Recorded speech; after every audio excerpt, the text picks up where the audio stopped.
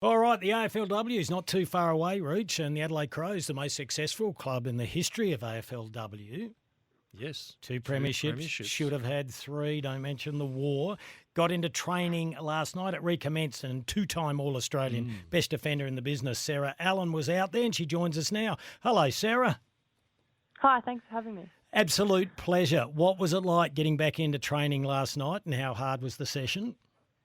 Yeah, it's always nice to get back into it with everyone, and it really brings the excitement for the next season. And I honestly can't believe it's already here, but it's just going so quickly. But obviously we get, pretty much straight into it. Still the induction period, so it's that build-in to the proper pre-season. But, you usually hit the ground running and, get straight into it. And it's really exciting for everyone. You've seen the competition improve and grow, and the skill set has certainly improved, and the fitness levels as well. How much work have you done in the off-season just to be ready for the pre-season? Yeah, every season it just comes in and it goes to another level, so you've got to be prepared for that. And so each year, obviously, we get our off-season programs, and you've got to put in the work, because if you need to rock back up the first night of training, you've got to be prepared to get going. And like every year, the intensity increases, so you've really got to stay above the competition with that, and we always try to do that. Indeed, Sarah, you've seen this game grow enormously, and you've seen what it's done to inspire young women to become AFLW players. The new recruits, just how much more talented are they than the ones who were the pioneers? And it's only just a short time ago, but surely we've seen some great growth in the skill level of young players recently. Definitely, like they're coming in, they've played football their whole life, they're skillful, like they're coming in, they're straight away, they're having an impact, like you can see, I think just being able to play football your whole life, having those mechanics to actually, and you've been able to touch a football so many times, I think you'll just see gradually in the next few years how much of an impact that's going to have.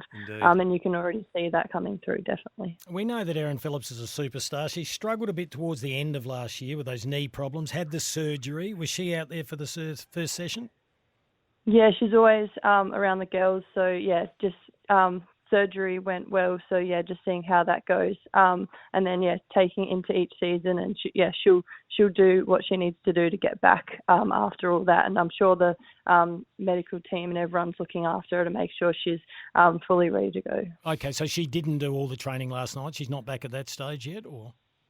Oh, no, she's part of the training. So, just see how she goes with how everything. I think you just sort of go into pre-season and sort of everyone, hits the ground running, but they'll make sure that she's on the right program for her and, see how she goes. Now, Sarah, all you girls are very close. Have you asked her if she's coaching Port Adelaide next year, the following year?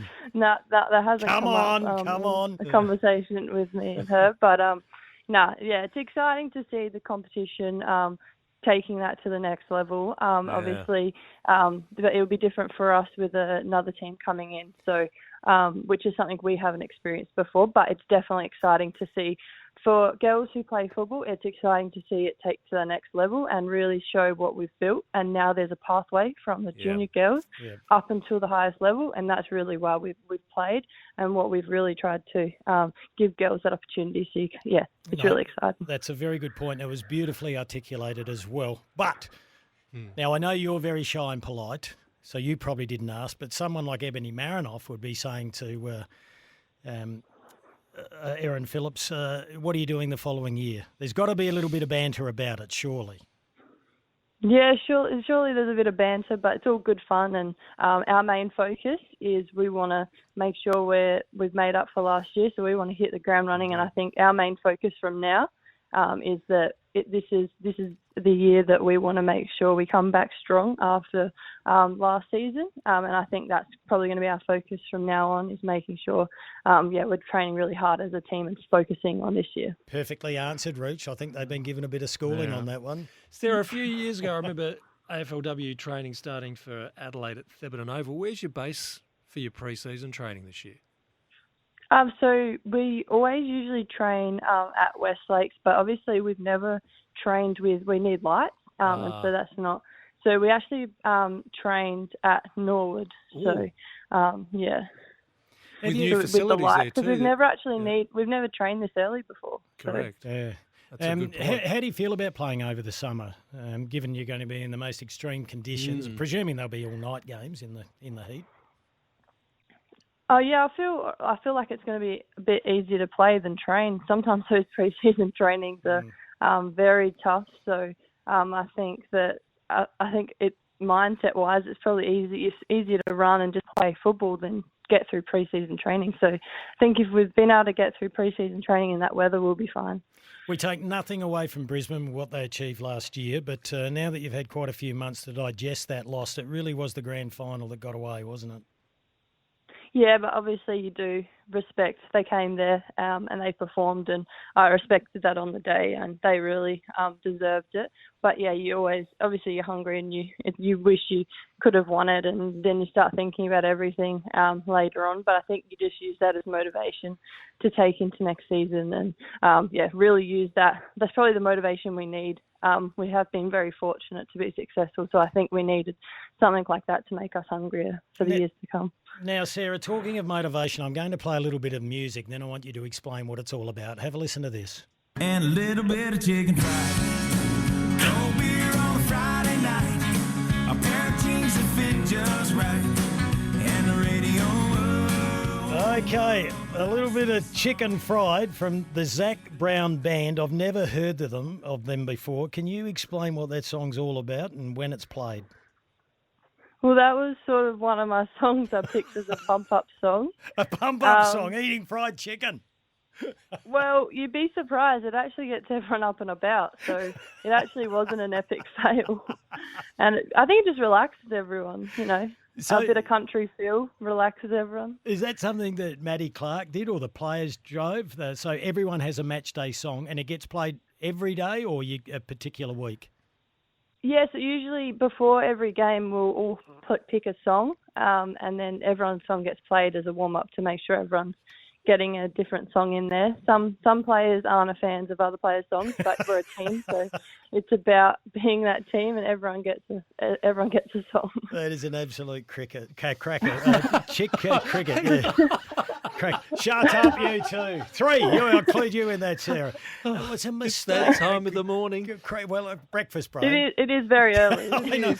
When I try and say it's a cracker. Well, chicken fried. I don't know. Never even heard of that song before. Hey, when's the first game?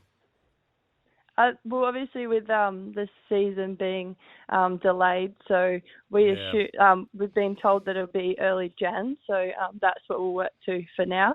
So obviously we thought we were going to be playing a bit earlier, but like everything we've learnt from last year, you just adapt to the new situation, and as long as we get to play footy, we'll do what we have to do. Hey, Sarah, we're getting closer to all 18 teams being involved in the league. If you were to give Nicole Livingston some advice on how we set up the competition with all 18, what are we doing? Well, I'm honestly not really too sure. It really, I think we're gradually building, and that's the most important thing, is we want to make the competition sustainable. And I think they've got the right people to put that framework out. And obviously, ideally you'd want to play everyone, but I think we're just very fortunate to be here. But we also want to make sure that the competition is improving each year at the same time. And so we can't just go crazy and play a lot more games than what we have been. So I think we've got to trust that they're putting the right framework in place, and we trust the AFL to do that. And we want to make sure the main focus is keeping the competition sustainable for the girls of the future, which is the main thing. Yeah, hopefully though, it's a 17-round competition, Reach. It's got to be fair and equitable. Yep. Nearly 7:30, coming up the 7:30 news. Hey, Sarah, great to have a chat. All the best with the pre-season. We look forward to keeping in touch with you up until the first game. We're going to put you in a good mood as we go to the break and just have a bit more. You can sing if you want of the old chicken fried song from the Zac Brown Band. Sing along. And a little bit you won't stop listening. Hey! Come on, Rich, get into it. There we go, Sarah Allen. What an absolute beauty. Best defender in the business. We might have a listen to that song in full while the news is on, Benny. Hey. And you see, you can't assume things anymore. We should have taken them into account because they are. Rich, we're going to the news.